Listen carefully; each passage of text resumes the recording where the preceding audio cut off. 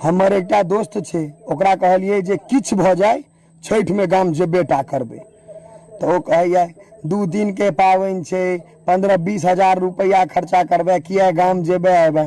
हम कहलिए चुप, छठ जे छे ओ एकटा पर्व नहीं महापर्व छे। पूरा साल लोग इंतजार करे छे जे छठ आयत त गाम जाब, अपन घर परिवार के लोग संगे छठ मनाएब।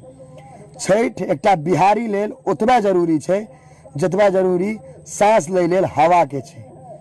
छठ में घाट पर जाकर परिवार संगे छठ मनेनाई उतबा जरूरी छे जतबा प्यास बुझबै लेल पानी जरूरी छे।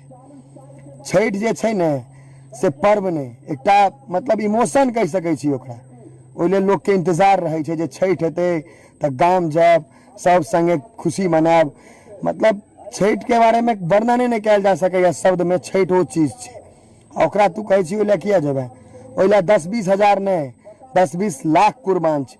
नौकरी एकटा तकबै 10 टा भेट जेते, लेकिन छठ साल में एके बेर हेते।